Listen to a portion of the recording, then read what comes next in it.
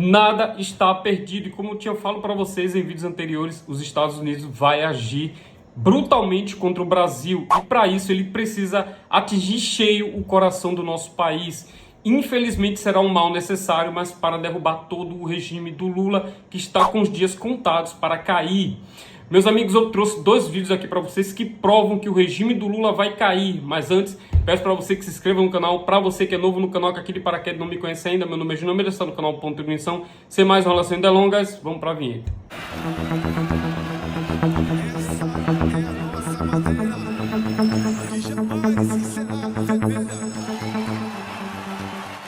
Olá meus amigos, tudo bem com vocês? Hoje é dia 12 de setembro de 2025 e agora aproximadamente às 22h20 da noite, presta atenção nesta notícia aqui que está na CNN, porque o Banco do Brasil vai ser atingido por retaliações dos Estados Unidos. Presta atenção.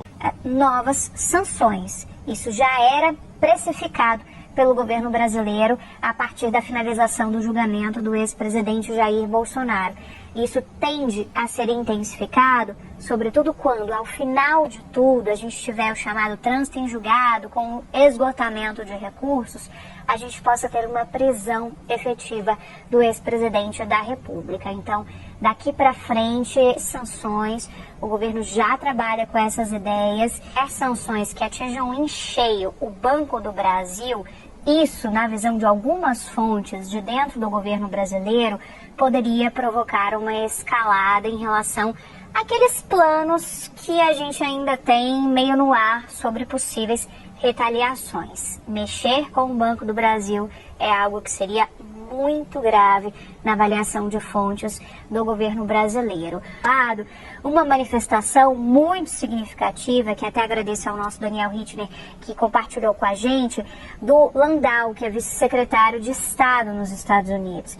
Diz que é o pior momento da relação entre Brasil e Estados Unidos em 200 anos. É justamente o período que a gente tem relações diplomáticas, né? Então, o pior momento, e fala que após o julgamento, diz não ver nenhum tipo de solução. Os Estados Unidos têm toda a estratégia para poder derrubar o governo do Lula. A pergunta é, e se o Brasil entrar em colapso, o que vai acontecer com o Brasil?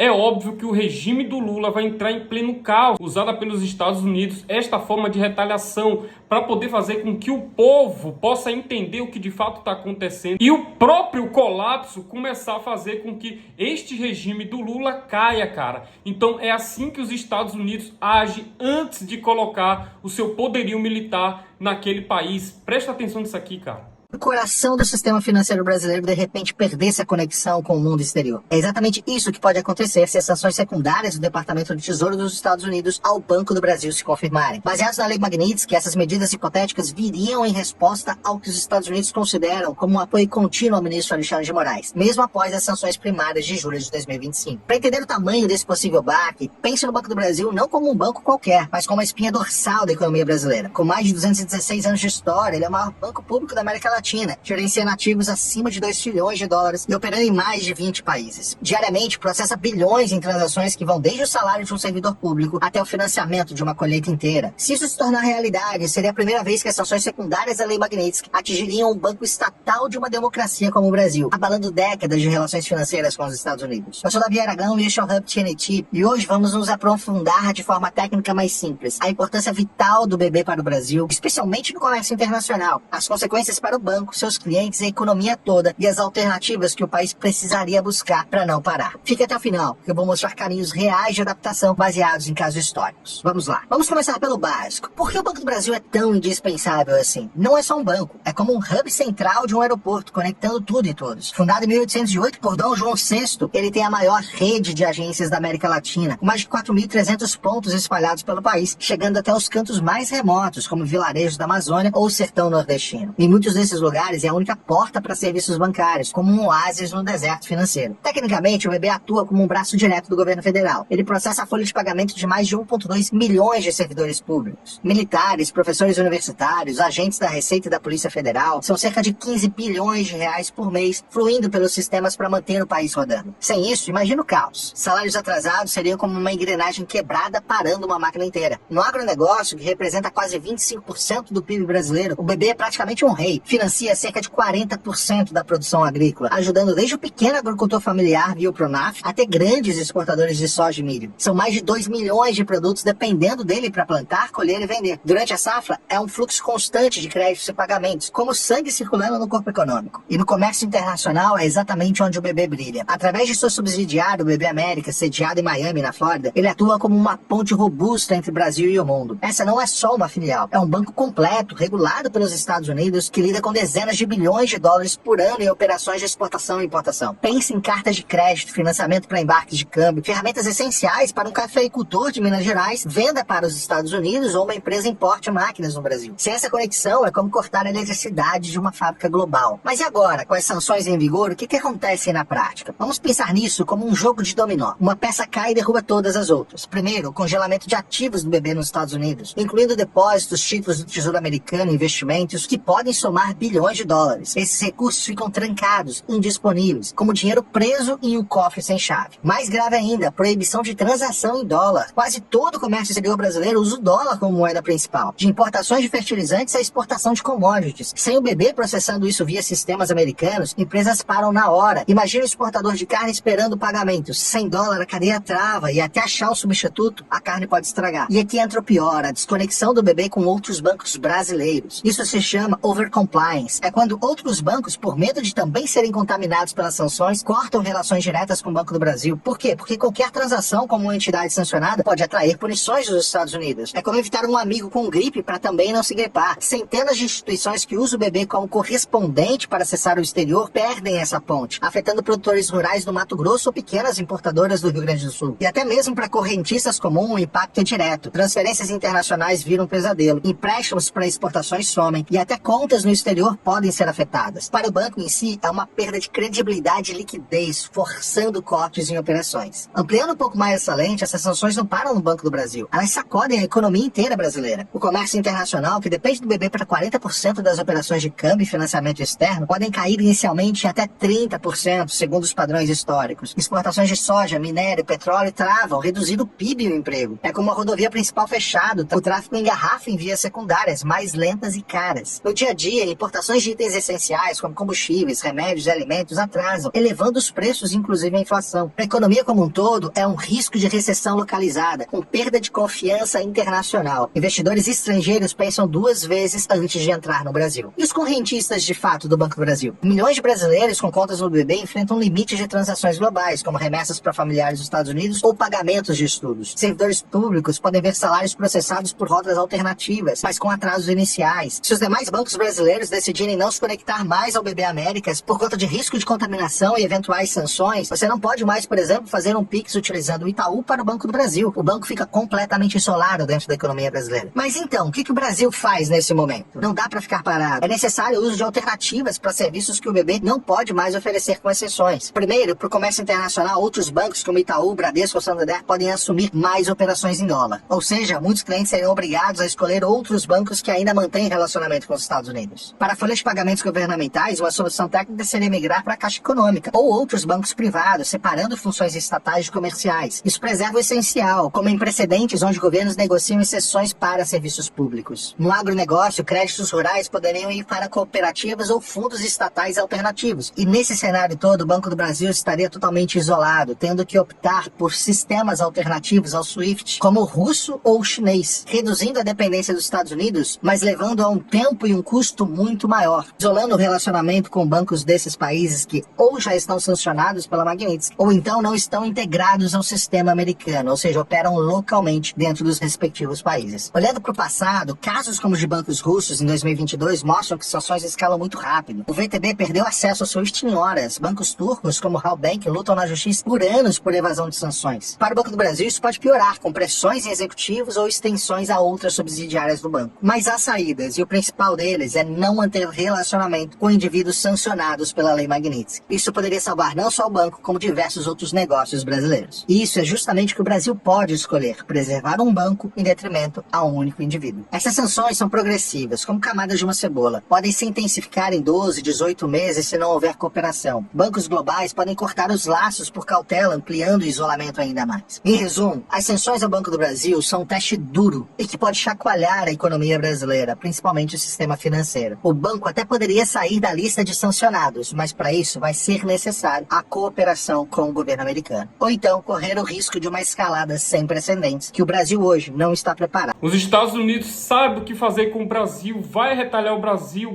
vai ser sancionado, o Brasil vai entrar em colapso. Um conselho que eu dou para você é que se você tem conta, né, no Banco do Brasil, tira teu dinheiro de lá porque o pau vai quebrar. O caldo está engrossando para o regime do Lula, que já está com os dias contados. Nós estamos em uma guerra, não tem nem hora e nem dia certo para acabar. Mas de uma coisa eu sei, o governo do Lula vai cair, todo o regime do Lula, todo esse sistema podre que tomou o Brasil vai cair e não vai demorar. Muito obrigado pela audiência de vocês, um forte abraço a todos, orem pelo Brasil, orem pelo nosso presidente Jair Messias Bolsonaro, nosso país precisa de oração. Muito obrigado, um forte abraço a todos, para você que é novo no canal e para quem não me conhece ainda, meu nome é Gino Almeida, está no canal Ponto de Ignição, um forte abraço, se inscreve, curte, compartilha e até o próximo vídeo.